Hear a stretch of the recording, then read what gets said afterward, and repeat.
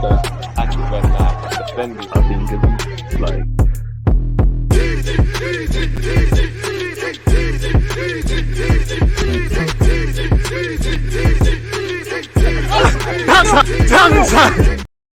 People deluded, I'm back again. Come on, Ian, man. Come on, Ian. People deluded. I'm back again. Now, let's look at the latest news, rumours, transfer news, etc. concerning our football club. As usual, appreciative to all of you lot who are tuned in. Don't forget to comment any thoughts you have, people, throughout this video, either in the live chat when this premieres or also in the comment section. Make sure you're subscribing, smashing the like button, turning on your notifications. And I hope you and your loved ones are having a great week. I hope the weekend's great. Arsenal have been linked with Kylian Mbappe. Now, for what it's worth, would love to sign Kylian Mbappe. Would give us a new dimension. Fantastic player, the closest thing there is to Thierry Henry. I know some people have concerns about his potential attitude and wage structure. I'll be real, I'm not saying that they're not factors. I don't care. It's Kylian Mbappe. We don't have a snowball's chance. I mean, in life, everybody has a chance. Everyone would want Kylian Mbappe. We all know it seems that he's going Real Madrid and he's at loggerheads with Paris Saint-Germain. They've put the gauntlet down to him and said, you either sign a new deal or you're gone this summer. Who knows, people? Scrolling all the way down, Miguel Delaney actually believes Kylian Mbappe will be Arsenal would be his top preference.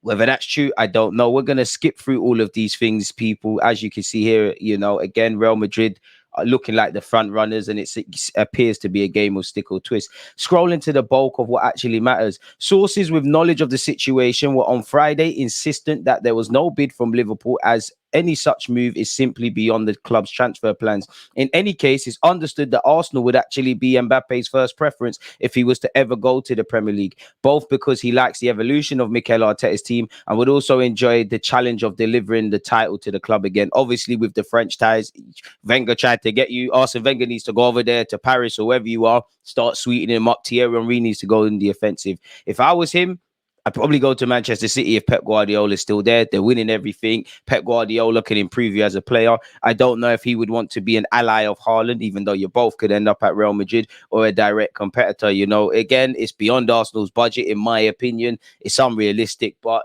the dream is free, the hustle is sold separately. Don't know where Miguel Delaney got this from, unless he knows someone close to Mbappe. I'm sure there's admiration for Arsenal and what we're doing. I'm sure he admires several clubs in the traditional top six. Probably not Spurs, because I can't imagine they're known for anything serious in football. But the Arsenals, the Chelseas, the Cities, the Liverpools, the actual Newcastles now, really, everyone could get him, really. You know, I'm sure, you know, PSG hope he stays. Barcelona would probably like to get involved, even though that's a myth. It's destiny that he goes for Real Madrid, to Real Madrid. But as we've seen, what's common belief and what actually happens is completely two different things, people. He is nevertheless seen as way beyond Arsenal's budget too, and it should be stressed here, there's been no contact. Much will depend on whether there's a serious move either by another club or Mbappe himself as to whether Real Madrid go on to purchase him this summer. The player himself is nevertheless relaxed about the situation. It's not seen as realistic that PSG will park him on the bench for the season if they can't secure a fee for him this summer. That's for them. And apparently he's insistent on at least seeing out his contract at Paris Saint-Germain, where they've got a new manager, Luis Enrique, people. Apparently he wants his loyalty bonus. He wants to stay before leaving on a free. Don't know if Paris Saint-Germain oppose that, really. And apparently Declan Rice and obviously Timber are due to undergo their medicals with Arsenal over the next 48 hours. The pair are closing on moves to North London and will take the Gunners' summer transfer spending to over 200 million. As we know, Arsenal are set to pay an initial 100 million for West Ham captain Rice, with a further 5 million add-ons. Ajax defender Timber will cost Arsenal 34.2 million up front, with a further 4.3 due in add-ons, people. We've already spent, you know, big money on Kai Havertz for 65 million. Obviously, yesterday we not only saw confirmation over Reece Nelson's deal, and it's believed Saliba's one will be officially announced on Arsenal's channels today, because the Athletic have posted about it. Granit Xhaka has signed a 5-year deal with Bayern Leverkusen and joined them for 21.5 million. Xhaka has said, I know the league inside out and I watched it when I was in London. Bayern is a club with an impressive history and ambitious targets. Above all, I see it as a club with a great future. Discussions with the management have been incredibly motivating. Everybody here is ambitious and wants to achieve something. I'm very much looking forward to the next years.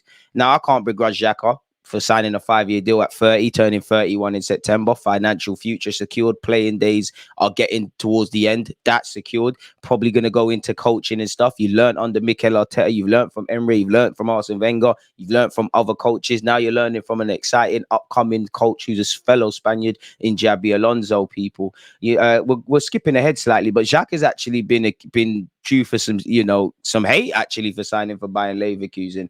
Apparently, he's been criticised. Apparently, this journalist writes that while Xhaka has moved to Leverkusen, which was confirmed yesterday, is understandable in terms of personal reasons, it's a relegation in playing terms and doesn't fit the character the player has shown. According to him, this article by Christian Finkbina, forgive me for mispronunciation, Xhaka has so far accepted every challenge put in front of him, including the one at Arsenal, where he's been instrumental in getting them back on top under Mikel Arteta and won the fans over after his famous falling out in 2019. He played 297 games for the club, people. He has resigned as a club legend with a standing ovation. I wouldn't quite say Xhaka is a club legend. I can't speak for people younger than me, but 28 years of age, for me, legends are Arsene Wenger's, the Arsene Wenger's, the George Grahams, the Herbert Chapmans, the Thierry Henrys, the Bergkamps, people of that ilk, Robert Perez, so on and so forth, Ian Wright, etc., etc.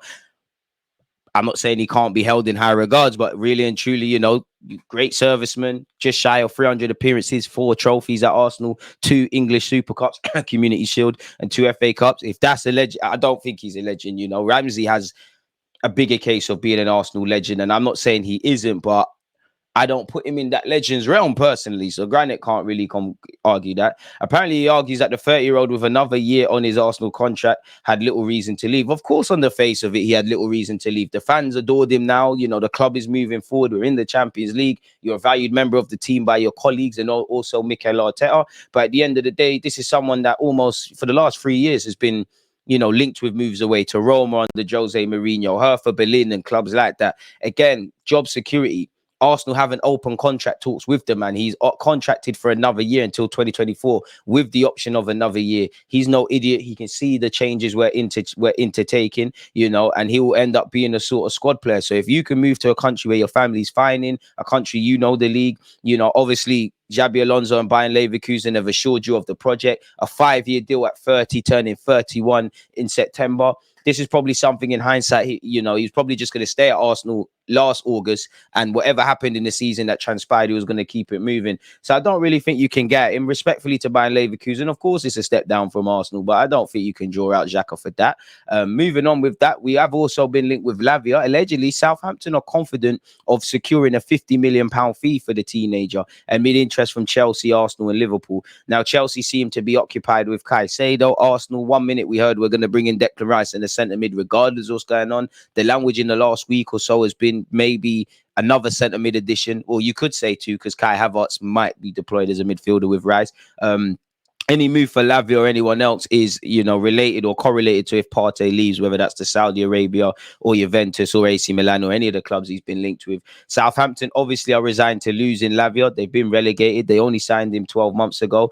As you know, from next season, Manchester City have a buyback clause in his Southampton contract, and they'll be due 20% of any selling fee, people, which is probably why Southampton are playing hardball, really. But apparently they're confident of securing a fee. Really and truly, they couldn't not be confident, really. 50 million is the new 20 million. The market's gone crazy. You either adapt or you find these talents before they end up at clubs that ask for these things, where Caicedo, Lavia, Declan Rice, Bellingham, and so on and so forth is concerned, or you moan about it. Chelsea, Arsenal, and Liverpool have all engaged at the midfielders' reps over a potential transfer this summer. It's understood that the latter two are unwilling to bid that high, given their expenditure already, as well as the fact priorities have been elsewhere. Getting the Declan Rice deal over the line has been Arteta's core focus in the centre of the park, with Arsenal having to blitz their record transfer record of 72 million to land the West Ham captain for 105 million. We've already signed Kai Havertz. It seems like timber is a formality. Attention is now expected to switch to Lavia in the knowledge that there is stiff competition for his signature, but Arsenal are conscious of spending and have alternative targets, like everyone should. As you know, Liverpool have brought in Szoboszlai and McAllister. Chelsea probably bring in a few, so we'll have to see. Chelsea, meanwhile, are working on an agreement with Brighton for Caicedo. They are still concentrating on trimming a bloated squad, but have not concealed their interest in Lavia, really. So we'll have to see what's going on in that regards, where Lavia is concerned, people. let me know your thoughts. Smash the like button. Let me know your thoughts on a potential Mbappe move, the deals for Declan Rice and Timber, and also Lavia. Speaking of Timber, Romano has doubled down on what we know already. 22 hours ago, he said, I understand Arsenal booked a medical for Timber on Friday. He will sign the contract until 2028 right after. Told Timber will travel to London later today, then undergo medical tests on Friday morning, which is, it's basically 12 p.m. at the time of making this vid. And I'm sure if some of you follow his brother on Instagram, his brother was seen in London doing shopping. So I'm sure he was. He then updated the tweet and said medical ongoing for Timber as a new Arsenal player. Then he probably does his media work and things like that, and things will be done, people.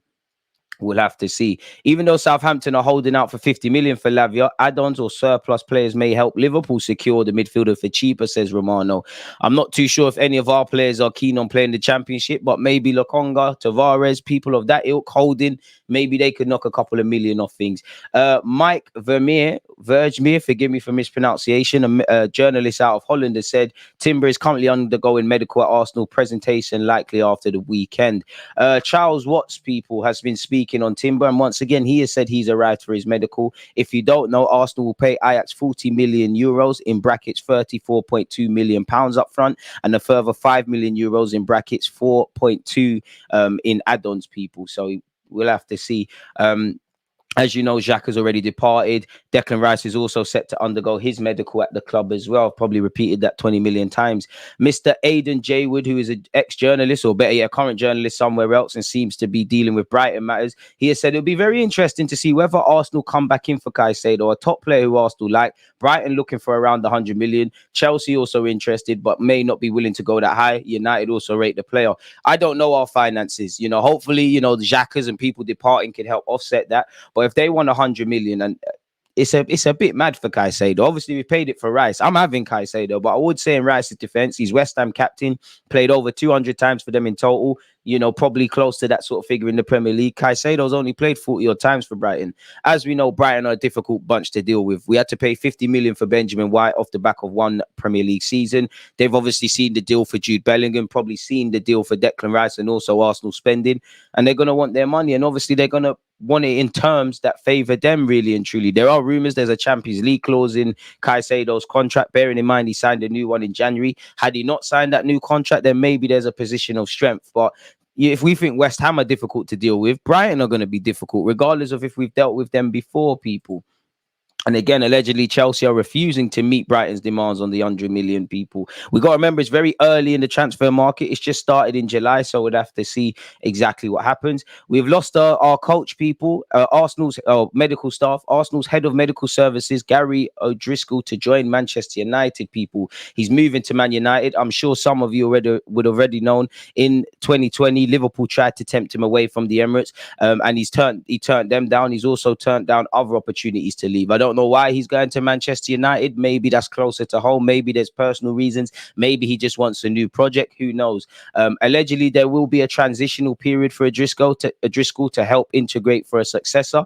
Obviously, with Arsenal, we've still had some problems with injuries, but we've also done a lot better. So I wonder what that means. And I wonder how our team is going to take shape, where the medical front and also the coaching front. We've seen Steve Round leave. There's rumors of Santi Cazorla arriving to the club. I wonder what new coaches and things are happening. So yeah, big up, Gary. Wish you all the best. I'm sure we're going to miss you, fans finding you on social media and asking you about stuff. Wish you all the best on your future, man. Again, we got to remember in 2020, he almost went to Liverpool before Mikel Arteta convinced him to stay. So he's always had one eye open to leaving, really. Again, Liverpool and Manchester United are up north. My geography's poor. Maybe that's to be closer to family. Maybe, he just wants to say I've worked for Arsenal, Liverpool and or Man United, or better yet, Arsenal, United and or Liverpool.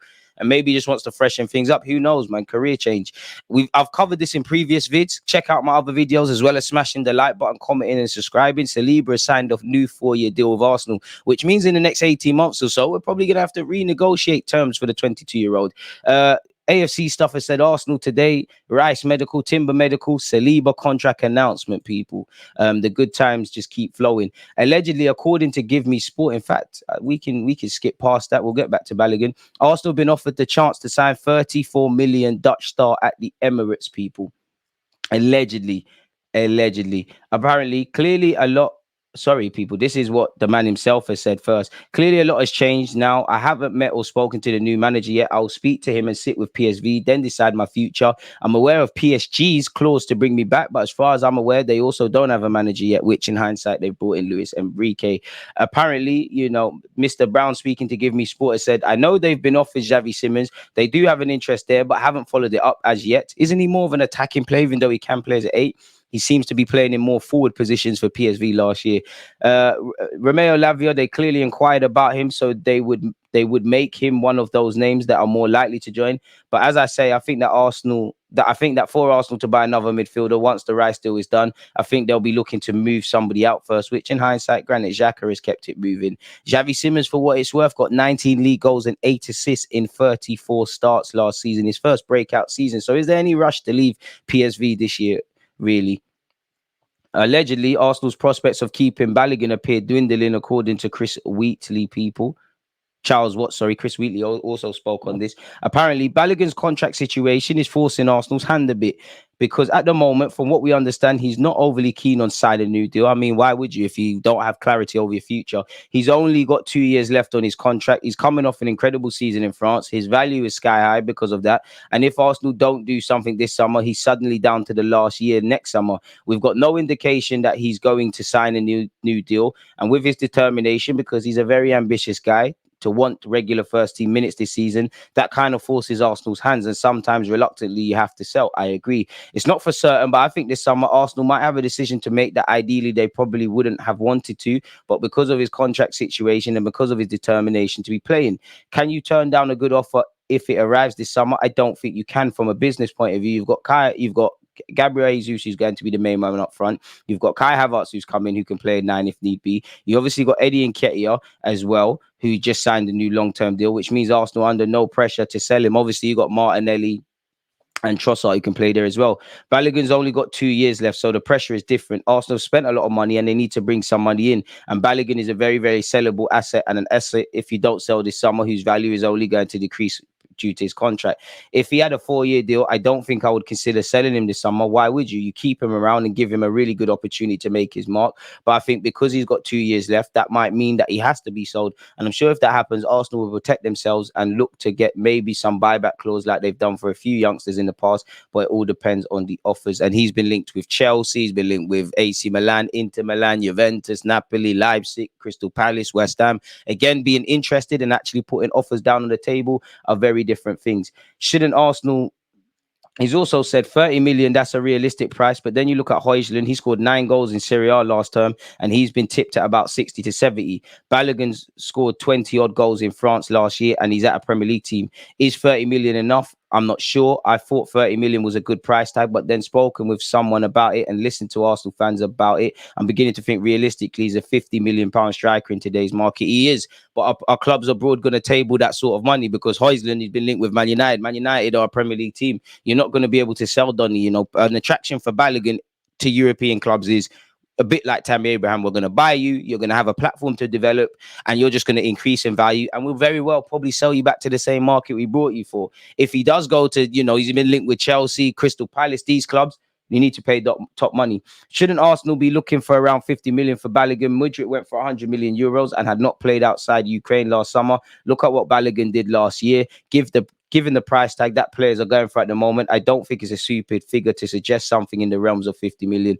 And that's true, but it comes down to negotiation. Maybe 35 million up front with 15 million in achievable bonuses. Once again, Balogun, is an Arsenal player. And again, the contract forces us. And also, as much as I like Balogun and I think he's here to stay, say he doesn't get 20 odd league goals next year, because he's only done it once. He hasn't done it for years. We'd have to see. But I don't think Charles is wrong. Rudy Galletti, who once upon a time said Declan Rice is going to sign, like DiMarzio said Declan Rice is going City. Caicedo, after the speed up between Chelsea and Brighton for the general understanding on the fixed fee, 80 million. Now the pace of the last steps in brackets add-ons is slower. Brighton asked for 100 million. Chelsea wouldn't exceed 90, so 10 million in bonuses. Pochettino pushing. Arsenal booked medical tests for Declan Rice on Friday. Club record signing will complete test tomorrow. Documents being checked and set to be signed within 24 hours between Arsenal and West Ham. Club record deal now finally set to be officially completed. Arsenal are set to miss out on the signing of Ivan Fresnadar, people. I'm sure some of you would have seen on social media, Deco was pictured in a calf with his agents, people. It seems like we've moved away from that. I don't know if signing Timber, who can play centre half and right back, directly correlates that. But allegedly, Barcelona have held meetings with the 18-year-old, who Arsenal have previously allegedly bidded for, people. So we have to see. Obviously, Valladolid have been relegated. I'm sure Fresnadar isn't keen on playing in the Segunda division. He has a release clause in the region of £17 million, people. Barca's financial struggles mean they're only willing to pay 8.5. Borussia Dortmund, Arsenal, and Newcastle have previously been interested. Allegedly, both teams bidded 13 million in January, but neither deal got over the line. And you have to imagine where Arsenal would be if we got Mudryk, if we got Fresnadar, if we got Rafinha, if we got Caicedo, if we got Vlahovic, and potentially Douglas Luiz.